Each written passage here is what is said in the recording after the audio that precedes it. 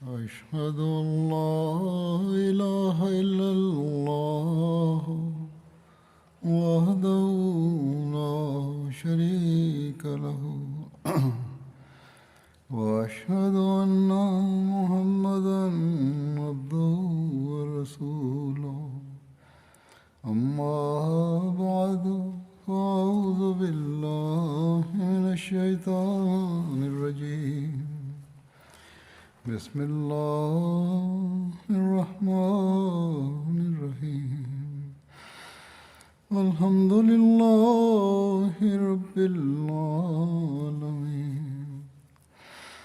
الرحمن الرحيم مالك يوم الدين إياك نعبد وإياك نستعين اهدنا الصراط المستقيم صراط الذين أنعمت عليهم غير المغضوب عليهم ولا الضالين.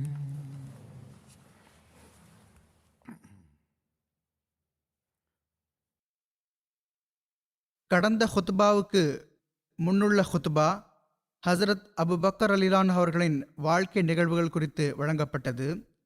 அதில் பல்வேறு ஆதாரங்கள் எடுத்துரைக்கப்பட்டன. அவற்றின் மூலம் ஹசரத் அபுபக்கர் அலிலான் அவர்கள் முர்த்ததுகளுக்கு அவர்கள் மார்க்கத்தை விட்டு விலகியதன் காரணமாக தண்டனை அளிக்கவில்லை, மாறாக அந்த மக்கள் செய்த கிளர்ச்சி மற்றும் போருக்கு பதிலடி கொடுக்கப்பட்டது என்பது நிரூபணமாகிறது.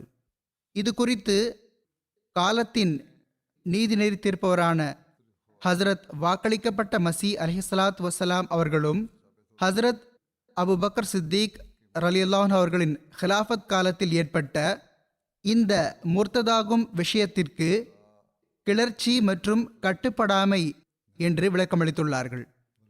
இதை பற்றி கூறுகையில் ஹசரத் அபுபக்கர் ரலியல்லாஹு அவர்களுக்கு எந்த அளவு துணிச்சலும் வீரமும் இருந்தது என்பதை எடுத்துரைத்த வண்ணம் அன்னார் கூறுகிறார்கள், ஹசரத் அபுபக்கர் ரலியல்லாஹு அவர்களின் ஹிலாஃபத் காலம் அச்சமும் கஷ்டங்களும் நிறைந்ததாக இருந்தது என்பது ஆய்வு செய்பவர்களுக்கு தெரியாமல் இல்லை.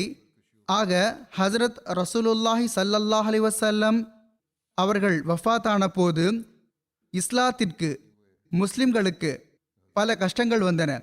பல முனாஃபிக்குகள் முர்த்ததாகிவிட்டனர். முர்த்ததுகளின் வாய் நீள ஆரம்பித்தது. இட்டுக்கட்டுபவர்களின் குழு நபித்துவவாதம் புரிந்துவிட்டது. காடுகளில் வசிக்கும் பெரும்பாலான மக்கள் அவர்களை சுற்றி ஒன்று கூடிவிட்டனர். எதுவரை என்றால் கிட்டத்தட்ட 1,00,000 அறிவியனர்களும் தீய நடத்தையுடையவர்களும் முசைலமா கஸ்ஸாபோடு சேர்ந்து கொண்டார்கள். குழப்பங்கள் கொந்தளித்தன, இன்னல்கள் அதிகரித்து விட்டன, பேரழிவுகள் எல்லா இடங்களையும் ஆக்கிரமித்து கொண்டன.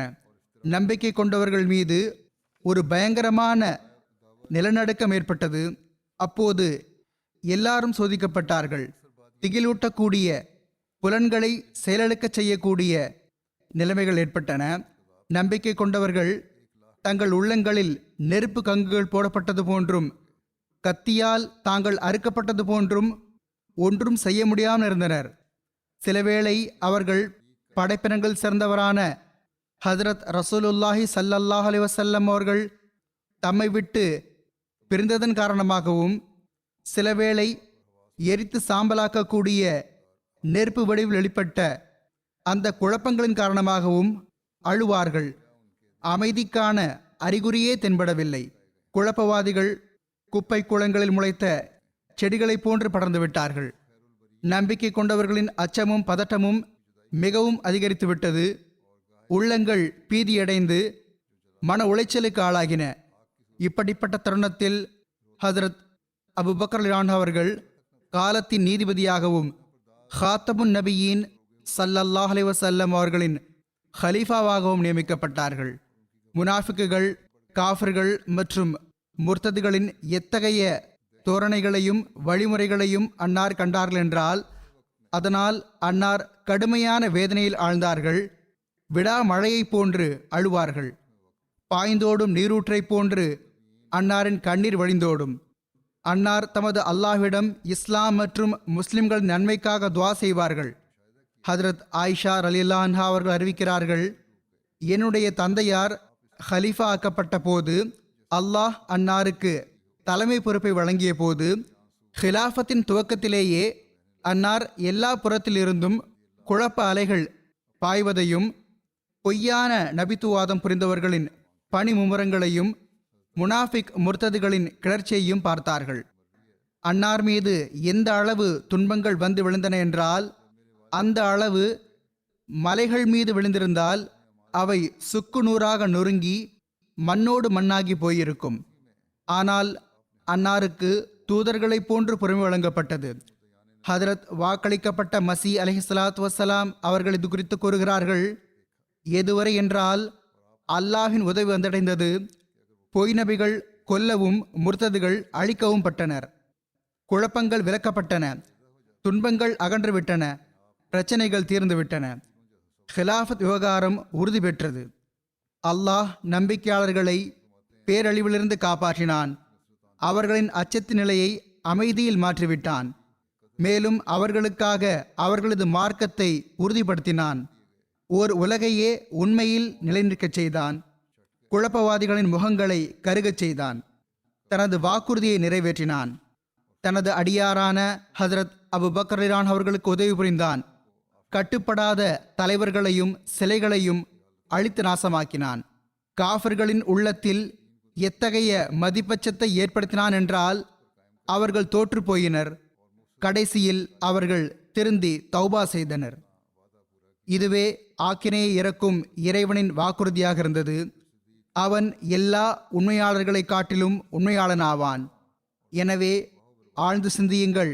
ஹிலாஃபத்துக்கான வாக்குறுதி தனக்கு அவசியமான எல்லாவற்றை கொண்டும் அடையாளங்களுடனும் ஹஜரத் அபு பக்கர் சித்திக் ரலியல்லாஹு அன்ஹு அவர்களுக்காக எவ்வாறு நிறைவேறியுள்ளது?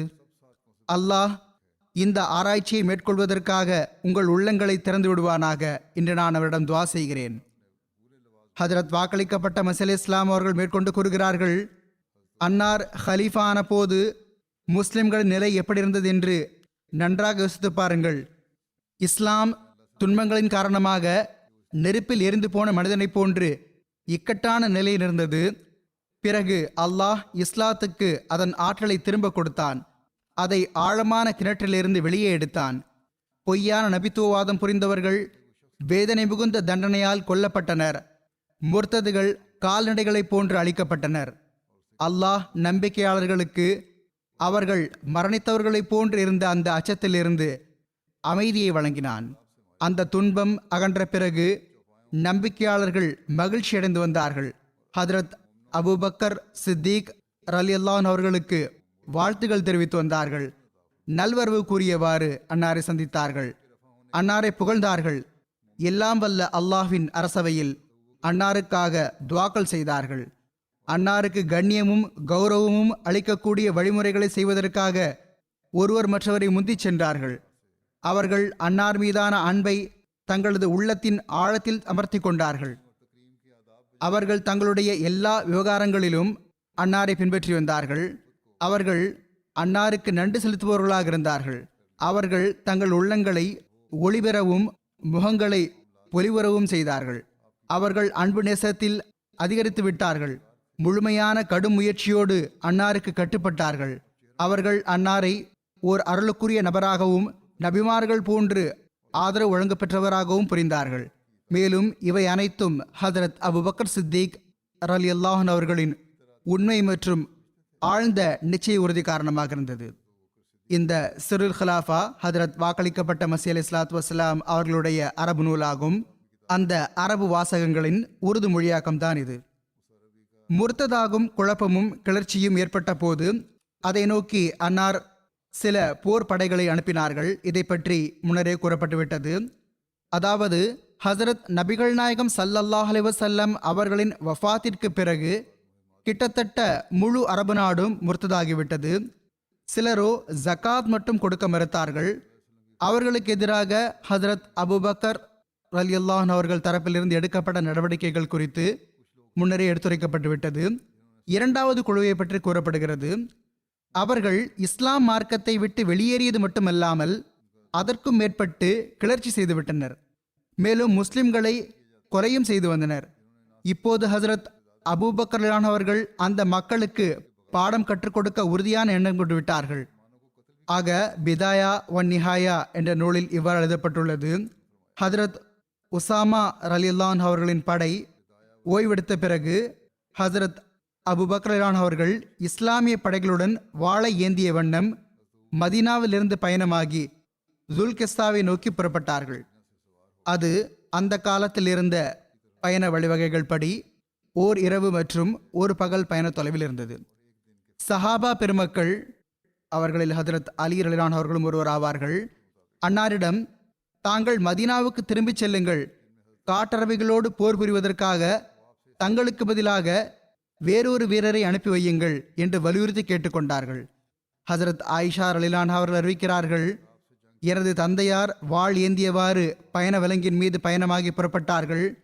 அப்போது ஹஜரத் அலி பின் அபி தாலிப் ரலியல்லாஹு அன்ஹு அவர்கள் வந்து அன்னாரின் ஒட்டகத்தின் கடிவாளத்தை பிடித்து கொண்டார்கள். மேலும் அன்னாரிடம், ரசூலுல்லாஹி ஸல்லல்லாஹு அலைஹி வஸல்லம் அவர்களின் ஹலீஃபா அவர்களே, நான் தங்களிடம் ஹஜரத் ரசூலுல்லாஹி ஸல்லல்லாஹு அலைஹி வஸல்லம் அவர்கள் உஹது நாளன்று கூறிய விஷயத்தை கூறுகிறேன். தாங்கள் ஏன் வாளை ஏந்தியுள்ளீர்கள்? தங்களது உயிரின் காரணமாக எங்களை துன்பத்தில் ஆழ்த்தாதீர்கள் என்று பணிவுடன் கேட்டுக்கொண்டார்கள். ஹஜரத் அலி ரலியல்லாஹு அவர்கள் ஹஜரத் அபூபக்கர் ரலியல்லாஹு அவர்களிடம் கூறினார்கள், தங்களது உயிரின் காரணமாக எங்களை துன்பத்தில் ஆழ்த்தாதீர்கள். அல்லாஹின் மீது ஆணையாக தங்களது உயிரை பற்றிய இன்னல் எங்களை வந்தடைந்தால் தங்களுக்கு பிறகு நிரந்தரமாக இஸ்லாத்தின் அமைப்பு இருக்காது. இதை கேட்ட ஹஜரத் அபூபக்கர் அவர்கள் திரும்பி சென்று விட்டார்கள். படையை அனுப்பி வைத்து விட்டார்கள். ஹஜரத் உசாமா ரலியல்லாஹு அவர்களும் அவர்களின் படைகளும் ஓய்வெடுத்து விட்ட பிறகு, அவர்களின் பயண விலங்குகளும் புத்துணர்வு பெற்றுவிட்ட பிறகு, ஜகாத் செல்வங்களும் மிகுதியாக வந்துவிட்ட பிறகு, அவை முஸ்லிம்களின் தேவைக்கு அதிகமாகவே வந்திருந்தன. ஹஜரத் அபூபக்கர் அவர்கள் படையை பிரித்தார்கள். 11 கொடிகள் கட்டினார்கள். ஒரு கொடியை ஹஜரத் ஹாலித் பின் வலீத் ரலியல்லாஹு அவர்களுக்காக கட்டினார்கள். அவர்கள் தொலேஹா பின் ஹுவைலதோடு போரிடச் செல்ல வேண்டும் என்றும், அங்கு வேலை முடிந்ததும் பத்தாஹா பின் மாலிக் பின் நுவைராவுடன் போரிடச் செல்ல வேண்டும் என்றும் அவர்களுக்கு ஆணை பிறப்பித்தார்கள். இவர்கள் அனைவரும் முர்த்ததானவர்கள், போர் புரிய விரும்பியவர்கள். அப்போது அவர்கள் அவர்களை எதிர்த்து போர் புரிவதற்காக உறுதியாக நின்றார்கள். பத்தாஹா என்பது பனு அசதுடைய பகுதியில் உள்ள ஒரு நீரூற்றின் பெயராகும். அன்னார் அதை நோக்கி அனுப்பினார்கள். அபு ஜஹலுடைய மகன் இக்ரிமா அவர்களுக்காக கொடியை கட்டினார்கள். அவர்களுக்கு முசைலமாவோடு போரிடுமாறு கட்டளையிட்டார்கள். மூன்றாவது ஹஜரத் முஹாஜிர் பின் அபு உமையாவுக்காக கொடியை கட்டினார்கள். அவர்கள் அன்சியுடைய படையை எதிர்கொள்ளுமாறும், அதற்கு பிறகு கயஸ் பின் மக்ஷூஹுடனும் அபுனாவோடு போரிட ஆயத்தம் மேற்கொண்டிருந்த அந்த ஏமன் வாசிகளுடனும் போரிட வேண்டும் என்றும், அபுனாவுக்கு உதவி செய்ய வேண்டும் என்றும் அவர்களுக்கு ஆணையிட்டார்கள். இந்த அபுனாவும் கூட பாரசீகர்களில் ஒரு சமுதாயத்தின் சந்ததிகளாவர். அவர்கள் ஏமனில் வசித்து வந்தார்கள். அரேபியர்கள் திருமணங்கள் முடித்திருந்தார்கள். மேலும் கூறுகிறார்கள், அங்கு வேலை முடிந்ததும் கிந்தாவை எதிர்கொள்வதற்காக ஹிசர்மோத் எனும் இடத்திற்கு சென்று விடுங்கள். ஹிசர்மோத்தும் ஏமனுடைய ஒரு பகுதியாகும். நான்காவது ஹசரத் Khalid bin Saeed bin as அவர்களுக்காக கொடியை கட்டினார்கள். அவர்களை ஹம்கத்தைன் என்னும் இடத்திற்கு அனுப்பினார்கள். அது சிரியாவின் எல்லைப்புறத்தில் உள்ளது. ஐந்தாவது ஹசரத் அமர் பின் ஆஸ் அவர்களுக்காக கொடியை கட்டினார்கள். அவர்களுக்கு குதா, வதிஆ மற்றும் ஹாரிஸ் ஆகிய கூட்டங்களை எதிர்த்து போரிட ஆணையிட்டார்கள். ஆறாவது கொடியை ஹசரத் ஹுசைஃபா பின் மெசன் கல்ஃபானி அவர்களுக்காக கட்டினார்கள். அவர்களுக்கு தபா வாசிகளை நோக்கி செல்லுமாறு ஆணையிட்டார்கள். தபா என்பதும் ஒமானில் இருந்த அரேபியர்களின் ஒரு சந்தையாகும். ஒமானுடைய ஒரு தொன்மையான பிரசித்தி பெற்ற நகரம் இருந்தது. அங்கு சந்தை அமைக்கப்பட்டு வந்தது. ஏழாவது ஹஜரத் அர்ஃபஜா ஹர்சமாவுக்காக கொடியை கட்டினார்கள்.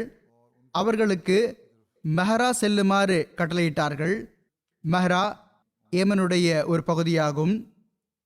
ஹஜரத் அபூபக்கர் அவர்கள் அவ்விருவரிடமும் அவர்கள் ஓரிடத்தில் ஒன்று கூட வேண்டும். ஆனால் அவர்களுக்கு ஒப்படைக்கப்பட்ட பகுதியில் அவர்கள் ஒருவர் மற்றவருடைய அமீராக இருப்பார்கள் என்று கூறினார்கள்.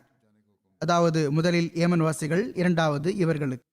பிறகு ஹதரத் அபூபக்கர் ரிலான் அவர்கள் ஷரஹ்பீல் பின் ஹசனா அவர்களை அபு ஜஹலுடைய மகன் இக்ரிமா அவர்களுக்கு பின்னால் அனுப்பி வைத்தார்கள்.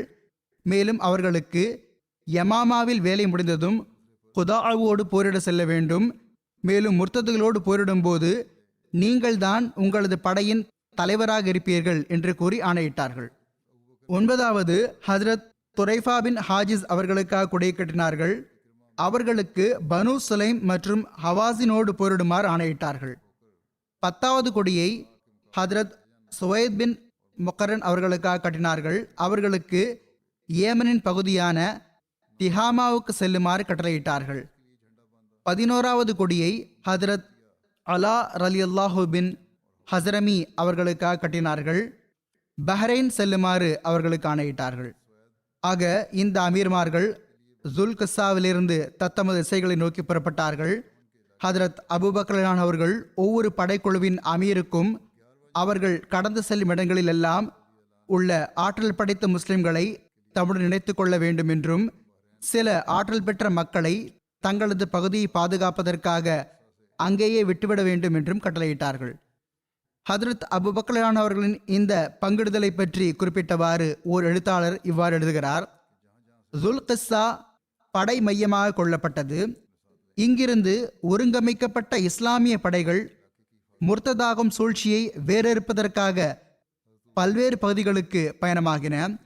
ஹதரத் அபூபக்கர் அவர்களின் திட்டம் வகுத்தலால் அன்னாரின் தனிச்சிறப்பான புத்தி கூர்மை மற்றும் ஆழிய புவியியல் அனுபவம் பற்றி தெரிய வருகிறது.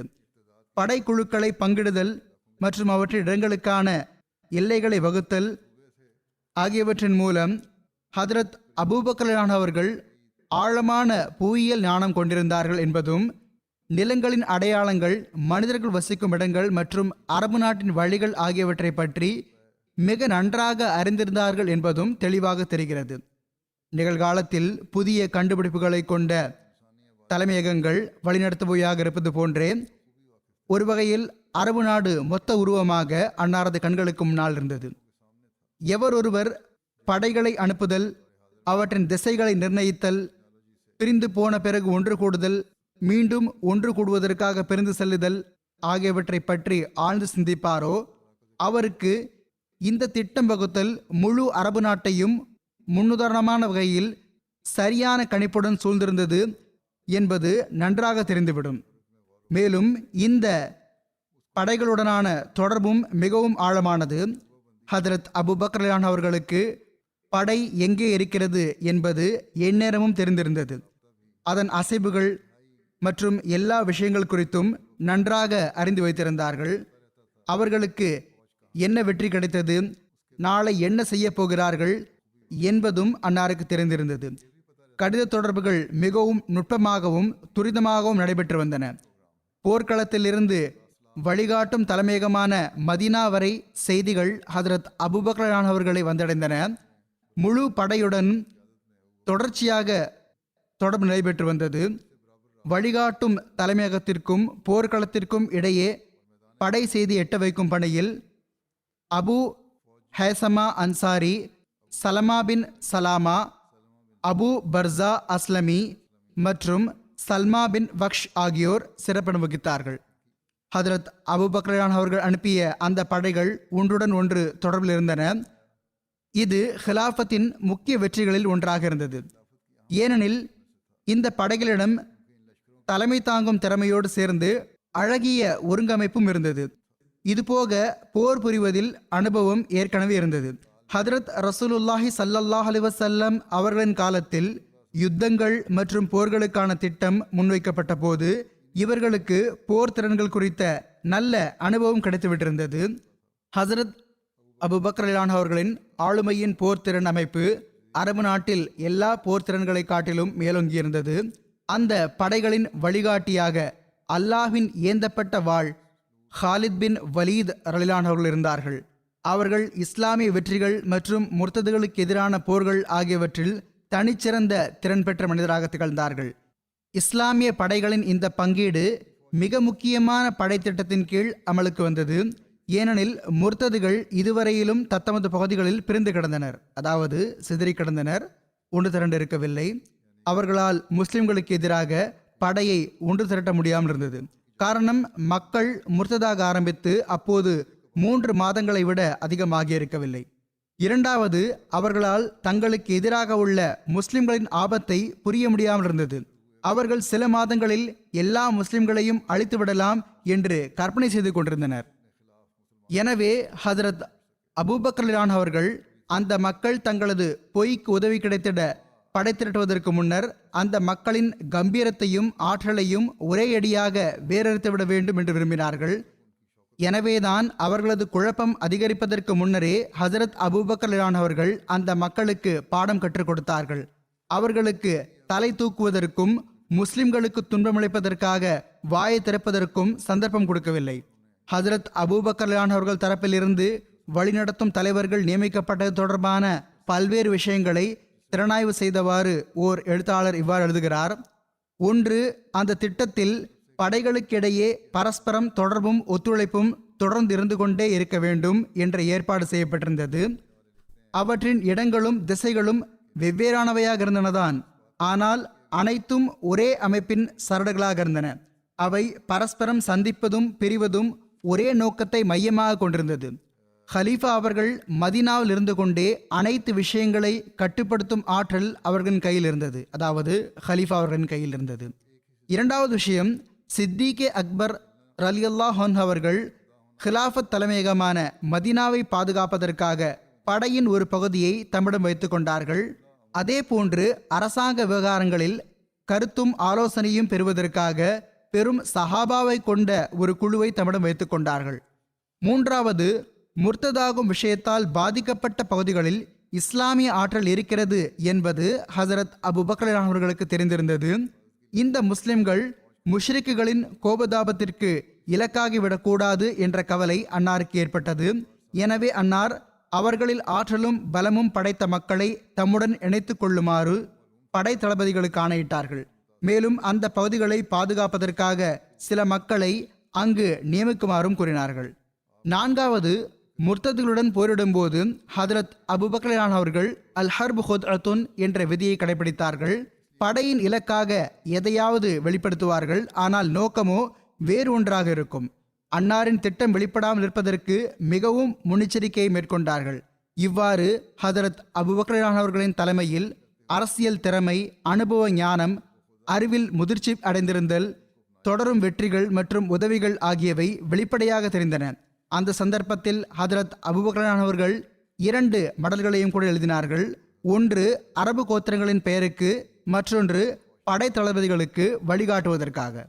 டாக்டர் அலி முகமது சல்லாபி எனும் இதே எழுத்தாளர் இந்த கடிதத்தை பற்றி இவ்வாறு எழுதுகிறார்.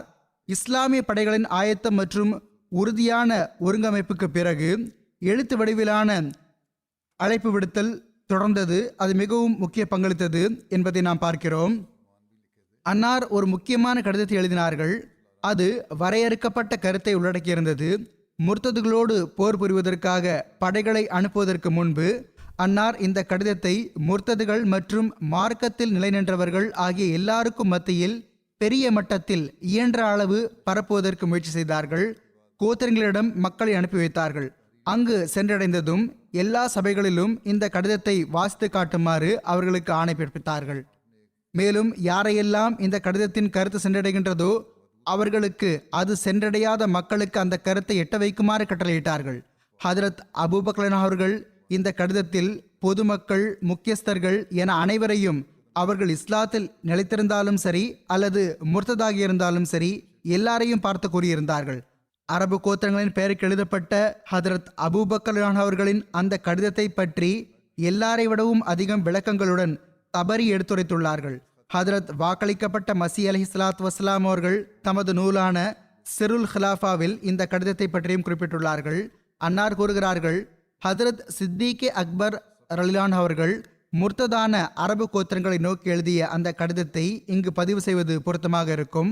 அந்த கடிதத்தை தெரிந்து கொள்பவர்கள் சித்திகே அக்பர் ரலியல்லான் அவர்கள் இறைவனின் கண்ணியத்திற்குரிய விஷயங்களை வழக்கப்படுத்தியது, மற்றும் ஹஜ்ரத் ரசூலுல்லாஹி ஸல்லல்லாஹு அலைஹி வஸல்லம் அவர்களின் எல்லா சுன்னத்துகளையும் தற்காப்பதில் வெளிப்படுத்திய உறுதிப்பாடு ஆகியவற்றை கண்டு ஈமான் மற்றும் அகப்பார்வையில் முன்னேற முடியும்.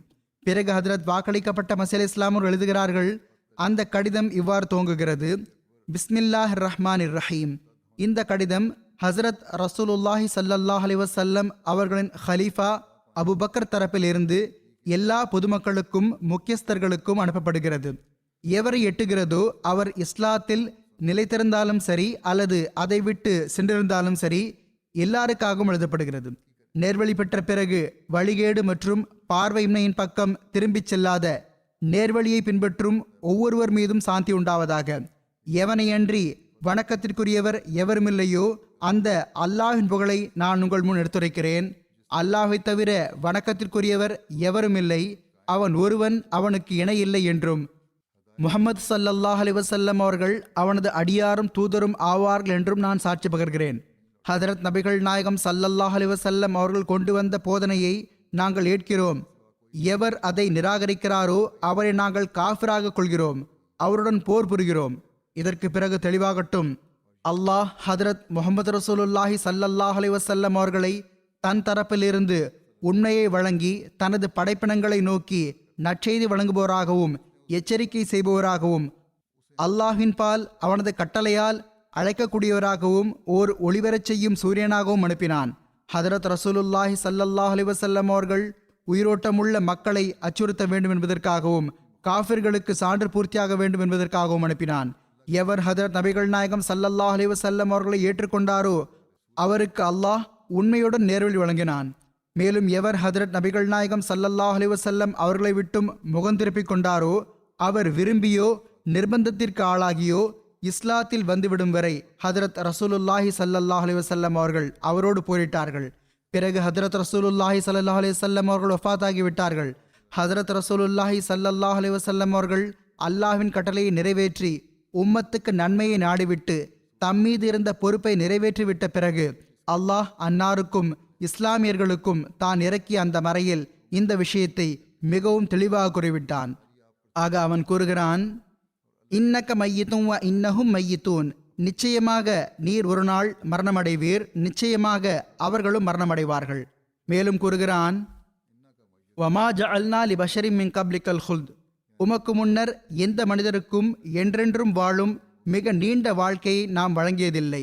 அஃப இம்மித்த ஃபஹுமுல் ஹாலிதூன், எனவே நீர் மரணித்து அவர்கள் மட்டும் என்றென்றும் மிக நீண்ட நாள் உயிருடன் இருப்பார்களா? மேற்கொண்டு அந்த நம்பிக்கை கொண்டவர்களிடம் கூறுகிறான், வமா முஹம்மதுன் இல்லா ரசூல் கத் ஹலத் மின் கப்லிஹி ருசுல் அஃப இம் மாத அவ் குத்திலன் கலப்தும் அலா அகாபிக்கும் வமன் யன்கலிப் அலா அகிபைஹி ஃபலன் யதுரல்லாஹ ஷைஆ வஸயஜ்ஸில்லாஹு ஷாக்கிரீன். மேலும் முஹம்மது ஒரு தூதர் மட்டுமே ஆவார். அவருக்கு முன் தோன்றிய எல்லா தூதர்களும் மரணமடைந்து விட்டனர். எனவே அவர் மரணமடைந்து விட்டாலோ கொலை செய்யப்பட்டாலோ நீங்கள் உங்கள் குதிகால்களில் திரும்பி சென்று விடுவீர்களோ? தமது குதிகால்களில் திரும்பி சென்று விடுவோரால் ஒருபோதும் அல்லாஹுக்கு சிறு இழப்பையும் ஏற்படுத்த முடியாது. அல்லாஹ் நன்றி செலுத்துவோருக்கு நிச்சயமாக நற்பலன் வழங்குவான். பிறகு அன்னார் எழுதுகிறார்கள், ஆக எவர் ஹஜரத் முஹம்மது ரசூலுல்லாஹி ஸல்லல்லாஹு அலைஹி வஸல்லம் அவர்களை வணங்கி வந்தாரோ அவர் தெரிந்து கொள்ளட்டும், முஹம்மது ஸல்லல்லாஹு அலைஹி வஸல்லம் அவர்கள் வஃபாத்தாகிவிட்டார்கள். மேலும் எவர் ஒருவனான ஏகனான இணையற்ற அல்லாஹை வணங்கி வந்தாரோ அவருக்கு தெரியட்டும், அல்லாஹ் நிலை பெற்றுள்ளான். அவன் உயிருள்ளவன், என்றென்றும் நிலைத்திருக்கக்கூடியவன். அவன் மரணிக்க மாட்டான். அவனுக்கு சிற்றுறக்கமும் உறக்கமும் வருவதில்லை. அவன் தனது பணிகளின் பாதுகாவலனாவான். தனது எதிரியை பழிவாங்கக்கூடியவன், அவனுக்கு தண்டனை அளிக்கக்கூடியவன். நான் உங்களுக்கு அல்லாஹுக்கு அஞ்சுமாறும் அல்லாஹ்விடம் உங்களுக்காக நிர்ணயிக்கப்பட்டுள்ள அந்த நட்பேரை பெறுமாறும் உங்களது நபி ஸல்லல்லாஹு அலைஹி வஸல்லம் அவர்கள் உங்களிடம் கொண்டு வந்த அந்த போதனையின்படி அமல் செய்யுமாறும் உங்களுக்கு வலியுறுத்தி கூறுகிறேன். மேலும் நீங்கள் ஹதரத் ரசூலுல்லாஹி ஸல்லல்லாஹு அலைஹி வஸல்லம் அவர்களின் வழிகாட்டலிலிருந்து நேர்வழியை பெறுமாறும் அல்லாஹ்வின் மார்க்கத்தை உறுதியாக பற்றி பிடித்திருக்குமாறும் உங்களுக்கு வலியுறுத்தி கூறுகிறேன். ஏனெனில் அல்லாஹ் நேர்வழி வழங்கிடாத ஒவ்வொரு நபரும் வழி தவறியவராவார். அவன் காப்பாற்றாத ஒவ்வொரு நபரும் சோதனையில் சிக்குவார். அவன் உதவிடாத ஒவ்வொரு நபரும் தோழரும் உதவியாளரும் மற்றவராவார். எனவே எவருக்கு அல்லாஹ் நேர்வழி வழங்குகின்றானோ அவரே நேர்வழி பெற்றவராவார். எவரை அவன் வழிகேட்டில் விட்டுவிடுவானோ அவர் வழி தவறியவராவார். அல்லாஹ் கூறுகிறான், மை யஹ்திஹில்லாஹு ஃபஹுவல் முஹ்தத் வ மை யுத்லில் ஃபலன் தஜித லஹு வலிய்ய முர்ஷிதா. அல்லாஹ் எவருக்கு நேர்வழி காட்டுகிறானோ அவர் நேர்வழியில் இருக்கிறார். அல்லாஹ் எவரை வழிதவற விட்டு விடுகிறானோ அவருக்கு வழிகாட்டக்கூடிய உதவியாளரை நீர் பெற இயலாது. மேலும் அவர் உலகில் செய்திருக்கும் எந்த அமலும் அப்போது ஏற்றுக்கொள்ளப்பட மாட்டாது. அன்னார் மேற்கொண்டு எழுதுகிறார்கள், அவர் இஸ்லாம் மார்க்கத்தை ஏற்றுக்கொள்ளாத வரை அவர் உலகில் செய்த எந்த அமலும் ஏற்றுக்கொள்ளப்பட மாட்டாது. மேலும் மறுமையில் அவரிடமிருந்து எந்த ஒரு கைமாறும் ஈட்டுத்தொகையும் ஏற்றுக்கொள்ளப்பட மாட்டாது. உங்களில் சிலர் இஸ்லாத்தை ஏற்றுக்கொண்டு அதன்படி அமல் செய்த பிறகு அல்லாஹை ஏமாற்ற நினைத்தவாறு அவனது விவகாரங்களில் அறிவீனத்தை வெளிப்படுத்திய வண்ணம் ஷைத்தானின் பேச்சை கேட்டவாறு தமது மார்க்கத்தை விட்டு வெளியேறிவிட்டதாக எனக்கு தகவல் கிடைத்துள்ளது. அல்லாஹ் கூறுகின்றான், وَإِذْ قُلْنَا لِلْمَلَائِكَةِ اسْجُدُوا لِآدَمَ فَسَجَدُوا إِلَّا إِبْلِيسَ كَانَ مِنَ الْجِنِّ فَفَسَقَ عَنْ أَمْرِ رَبِّهِ أَفَتَتَّخِذُونَهُ وَذُرِّيَّتَهُ أَوْلِيَاءَ مِنْ دُونِي وَهُمْ لَكُمْ عَدُوٌّ بِئْسَ لِلظَّالِمِينَ بَدَلًا. மேலும் நாம் வானவர்களிடம் நீங்கள் ஆதமுடன் இணைந்து சிரம்பணியுங்கள் என்று கூறிய நேரத்தை நினைத்து பாருங்கள். இப்லீஸை தவிர அவர்கள் எல்லாரும் சிரம்பணிந்தனர். அவன் ஜின்களை சார்ந்தவனாக இருந்தான். இதனால் அவன் தன் இயல்பிற்கேற்ப தனது இறைவனின் கட்டளைக்கு மாறு செய்தான். ஆகவே என் அடியார்களே, நீங்கள் என்னை விட்டுவிட்டு ஷைத்தானாகி அவனையும் அவனுடைய சந்ததிகளையும் உங்கள் நண்பராக்கிக் கொள்கின்றீர்களா? ஆனால் அவர்களோ உங்கள் விரோதிகளாவர். ஷைத்தானாகி அவன் அநீதிழைப்பவர்களுக்கு மிக மோசமான விளைவை ஏற்படுத்துபவனாவான். மேலும் கூறுகிறான், இன்ன ஷைத்தானலக்கும் அதுவும் ஃபத்தஹிஸூஹு அதுவா இன்னமா யதுஉ ஹிஸ்பஹு லியகூனு மின் அஸ்ஹாபிஸ் ஸஈர். நிச்சயமாக ஷைத்தான் உங்களுக்கு எதிரியாவான். எனவே நீங்கள் அவனை எதிரியாகவே கொள்ளுங்கள். தன் கூட்டத்தினரை கொழுந்துவிட்டு எரியும் நெருப்பிற்குரியவர்கள் ஆவதற்கே அவன் அழைக்கின்றான். இந்த கடிதத்தை பற்றி குறிப்பிட்டவாறு அன்னார் கூறுகிறார்கள், மேலும் நான் முஹாஜிர்கள், அன்சார் மற்றும் நல்ல அமலோடு கட்டுப்படக்கூடிய தாபிமார்களின் படைக்கு இன்ன நபரை நியமித்து உங்கள் பக்கம் அனுப்பியுள்ளேன். மேலும் நான் அவருக்கு யாருடனும் போர் செய்யக்கூடாது என்றும் ஒருவருக்கு அல்லாஹ்வின் தூது செய்தியின் பால் அழைப்பு விடுத்து விடாதவரை அவரை கொல்லக்கூடாது என்றும் ஆணையிட்டுள்ளேன். பிறகு எவர் அந்த தூது செய்தி ஏற்றுக்கொள்வாரோ, திருந்தி விடுவாரோ, நற்செயல் புரிவாரோ அவரை ஏற்றுக்கொள்ள வேண்டும், அதில் அவருக்கு உதவி புரிய வேண்டும் என்றும், எவர் நிராகரித்து விடுவாரோ அவருடன் அந்த நபர் இதற்காக சண்டையிட வேண்டும் என்றும், தமது பிடியில் சிக்கிக் கொள்ளக்கூடியவர்களில் ஒருவரையும் விட்டு வைக்கக்கூடாது அல்லது அவரவர்களை நெருப்பில் எரித்துவிட வேண்டும் என்றும், எல்லா வகையிலும் அவர்களை கொல்ல வேண்டும், பெண்களையும் குழந்தைகளையும் சிறைபிடிக்க வேண்டும் என்றும், எவரிடமும் அவர் இஸ்லாத்தை ஏற்பதை விட குறைவானது எதையும் பெறக்கூடாது என்றும் கட்டளையிட்டுள்ளேன். பிறகு எவர் அந்த நபருக்கு கட்டுப்படுவாரோ அவருக்கு இது சிறந்ததாகும். எவர் அதை விட்டுவிட்டாரோ அவரால் அல்லாஹை தோல்வியறச் செய்ய முடியாது. நான் எனது தூதுவருக்கு இவ்வாறும் கட்டளையிட்டுள்ளேன், அவர் என்னுடைய இந்த கடிதத்தை உங்களுடைய எல்லா சபைகளிலும் வாசித்து காட்ட வேண்டும். பாங்கு தான் இஸ்லாத்தை ஏற்றதன் அறிவிப்பாகும். எனவே முஸ்லிம்கள் பாங்கு சொல்லும்போது அந்த மக்களும் பாங்கு சொல்லிவிட வேண்டும். அவர்கள் மீது தாக்குதல் தொடுக்கக்கூடாது. ஒருவேளை அவர்கள் பாங்கு சொல்லவில்லை என்றால் அவர்கள் மீது விரைவாக தாக்குதல் தொடுங்கள். அவர்கள் பாங்கு சொல்லிவிட்டால் அவர்கள் மீது கடமையானவற்றை அவர்களிடம் கேளுங்கள். அவர்கள் தர மறுத்துவிட்டால் அவர்கள் மீது உடனடியாக தாக்குதல் தொடுத்து விடுங்கள். அவர்கள் தர சம்மதித்தால் அவர்களிடமிருந்து பெற்றுக்கொள்ள வேண்டும். இவ்வாறு இருப்பினும் ஏன் அவர்களோடு போர் செய்யப்பட்டது, ஏன் அனைவருடனும் இவ்வாறு நடந்து கொள்ளப்பட்டது என்பதன் விளக்கம் இதுவாகும். காரணம், இந்த மக்கள் போர் புரிபவர்களாக இருந்தார்கள். முஸ்லிம்கள் மீது போரை திணிக்கக்கூடியவர்களாக இருந்தார்கள். போர் மட்டும் செய்யவில்லை, அதற்கும் மேற்பட்டு அநீதிழைக்கக்கூடியவர்களாகவும் இருந்தார்கள். மேலும் அவர்களுடைய பகுதியில் நிராயுதபாணியாக இருந்த முஸ்லிம்கள் மீது அநீதிழைத்துக் கொண்டிருந்தார்கள். இரண்டாவது கடிதத்தை ஹதரத் அபூபக்கர் அவர்கள் அந்த 11 படை தளபதிகள் பெயருக்கு எழுதினார்கள். அந்த படைத்தளபதிகள் பற்றி கூறப்பட்டு விட்டது. அந்த கடிதம் அன்னாரின் படைகளின் தளபதிகள் பெயருக்கு எழுதப்பட்டது. அது பின்வருமாறு: பிஸ்மில்லாஹ் ரஹ்மான் ரஹீம். இந்த கடிதம் ஹதரத் ரசூலுல்லாஹி ஸல்லல்லாஹு அலைஹி வஸல்லம் அவர்களின் ஹலீஃபா அபூபக்கர் தரப்பில் இருந்து இன்ன நபருக்கு எழுதப்பட்டது. அதாவது அதில் ஒவ்வொரு அமீருடைய பெயர் எழுதப்பட்டிருந்தது. அவர் அந்த தளபதியை முஸ்லிம்களின் படையை உடன் அழைத்து கொண்டு முர்த்ததுகளுடன் சண்டையிடுவதற்காக அனுப்பிய போது அந்த தளபதிக்கு இவ்வாறு வலியுறுத்தி கட்டளையிட்டுள்ளார். அந்த தளபதி எல்லா விவகாரத்திலும் அகத்திலும் புறத்திலும் அல்லாஹுக்கு அஞ்ச வேண்டும். அவருக்கு ஆற்றல் இருக்கும் வரை அல்லாஹ் விவகாரங்களில் கடும் முயற்சி மேற்கொள்ளுமாறும், அல்லாஹு விட்டு முகந்திருப்பி இஸ்லாத்தை விட்டு விலகி ஷைத்தானி ஆசைகளை மேற்கொண்டு விட்ட மக்களோடு போர் புரியுமாறும் கட்டளையிட்டார். எல்லாவற்றிற்கும் முதலாக அவர்கள் மீது அத்தாட்சியை பூர்த்தி செய்ய வேண்டும். அவர்களுக்கு இஸ்லாத்தின் பால் அழைப்பு விடுக்க வேண்டும். அவர்கள் அதை ஏற்றுக்கொண்டு விட்டால் அவர்களோடு போர் புரிவதை நிறுத்திவிட வேண்டும். ஒருவேளை அவர்கள் அதை ஏற்றுக்கொள்ளவில்லை என்றால் அவர்கள் மீது உடனடி தாக்குதல் தொடுக்க வேண்டும். எதுவரை என்றால் அவர்கள் அவர் முன் குனிந்துவிட வேண்டும். பிறகு அவர் அந்த மக்களுக்கு அவர்களின் உரிமைகளையும் கடமைகளையும் எடுத்துக் கூற வேண்டும். அவர்கள் மீது கடமையானதை அவர்களிடமிருந்து வசூலித்து பெற வேண்டும். அவர்களுக்கு உரிமையானதை அவர்களுக்கு கொடுக்க வேண்டும். அவர் அவர்களுக்கு கால அவகாசம் கொடுக்கக்கூடாது. அதாவது அவர்கள் போருக்காக ஆயத்தமாகி முஸ்லிம்கள் மீது தாக்குதல் தொடுத்துவிடும் அளவு அவகாசம் கொடுக்கக்கூடாது. முஸ்லிம்களை அவர்களுடைய எதிரிகளுடன் போர் புரிவதை விட்டும் தடுக்கக்கூடாது. அவர்கள் திருந்த மாட்டார்கள், சண்டையிட விரும்புகிறார்கள் என்று முஸ்லிம்கள் நினைத்தால் அவர்களை போர் புரிவதை விட்டும் தடுக்காதீர்கள். அந்த பகுதி மக்கள் அந்த தலைவர்களை நன்கு அறிந்திருந்தார்கள். அவர்களுக்கு இவ்வாறு கட்டளையிட்டார்கள்: எவர் மேன்மை பொருந்திய அல்லாஹ்வின் கட்டளையை ஏற்றாரோ, அவனுக்கு கட்டுப்பட்டாரோ, அவருடைய இந்த விஷயத்தை ஏற்றுக்கொள்ள வேண்டும். மேலும் சரியான முறையில் அவருக்கு உதவ வேண்டும். எவர் அல்லாஹ்விடமிருந்து வந்த அந்த விஷயத்தை ஏற்றுக்கொண்ட பிறகு அல்லாஹ்வை நிராகரித்தாரோ, அவருடன் மட்டுமே போரிடப்படும். அவர் அழைப்பை ஏற்றுக்கொண்டால் அவர் மீது எந்த பழியும் இருக்காது. அவர் மறைத்ததற்கு பிறகு அல்லாஹ் அவரிடம் கணக்கு தீர்ப்பான். எவர் அல்லாஹ்வின் தூது செய்தியை ஏற்கவில்லையோ அவருடன் சண்டையிட வேண்டும்.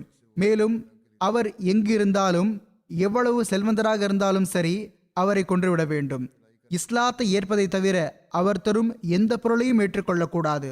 ஆக எவர் இஸ்லாத்தை ஏற்றுக்கொண்டு சாட்சி பகர்கிறாரோ அவரிடமிருந்து அதை ஏற்றுக்கொள்ள வேண்டும். மேலும் அவருக்கு இஸ்லாமிய போதனைகளை கற்றுக் கொடுக்க வேண்டும். மேலும் எவர் நிராகரித்தாரோ, அதாவது முஸ்லிமாக இருந்து முர்த்ததாகி பிறகு போர்கள் புரிகிறார்கள் என்றால், பிறகு இஸ்லாமிய போதனைகளுக்கு எதிராக செயல்படுகிறார்கள், அவர்களுக்கு இஸ்லாம் என்றால் என்ன, உண்மை என்ன என்று கூறுங்கள்.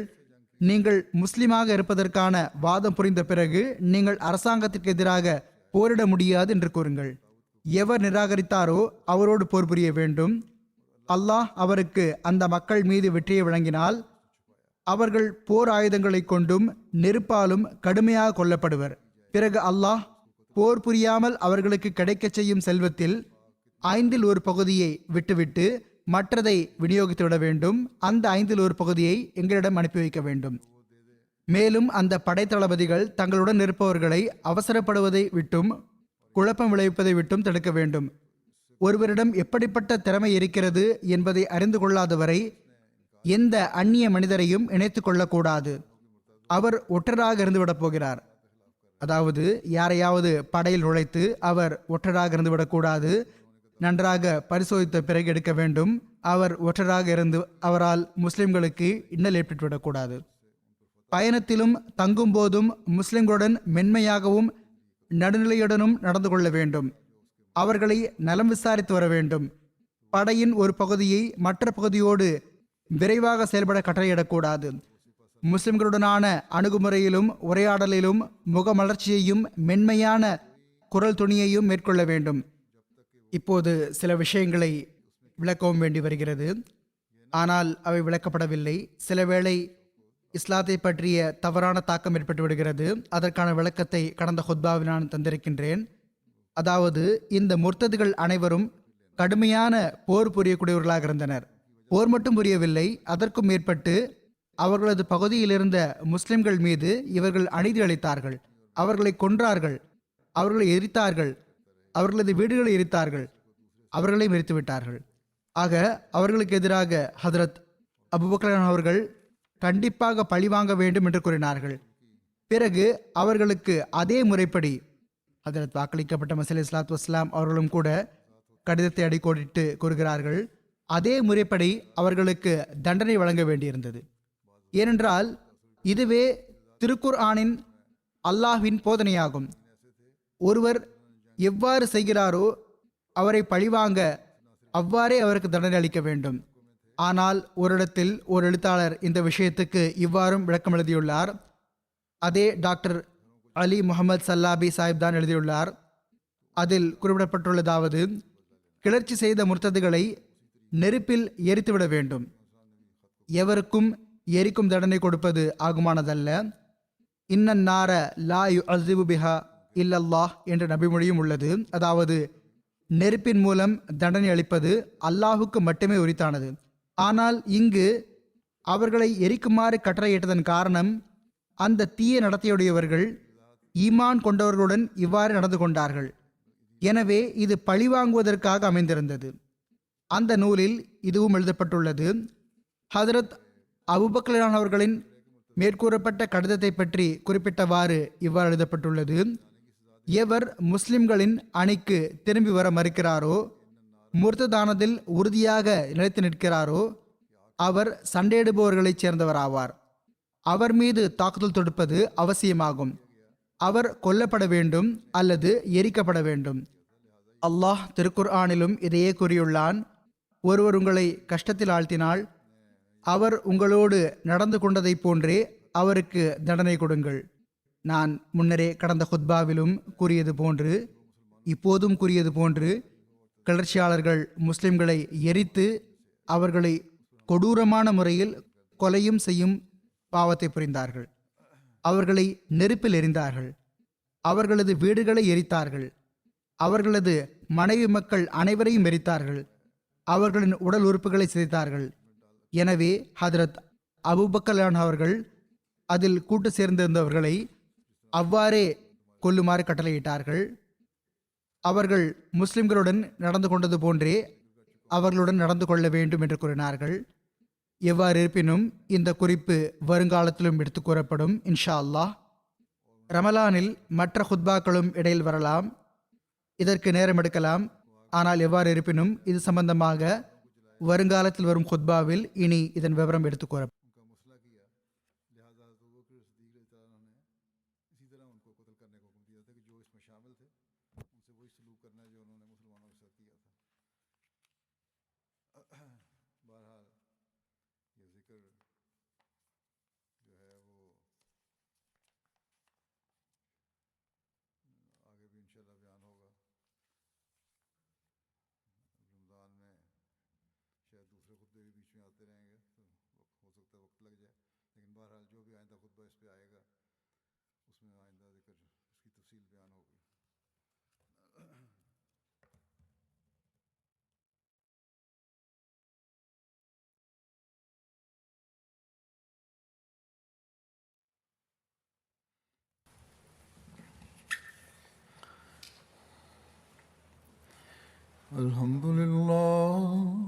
الحمد لله نحمده ونستعينه ونستغفره ونؤمن به ونتوكل عليه ونعوذ بالله من شرور أنفسنا ومن سيئات أعمالنا.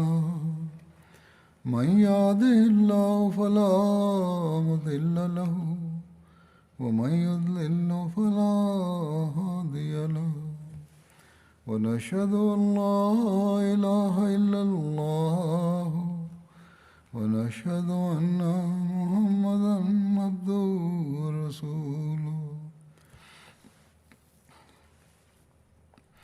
عباد الله رحمكم الله، إن الله يأمر بالعدل والإحسان وإيتاء ذي القربى وينهى عن الفحشاء والمنكر والبغي يعظكم لعلكم تذكرون. اذكروا الله يذكركم وادعوه يستجب لكم ولذكر الله أكبر.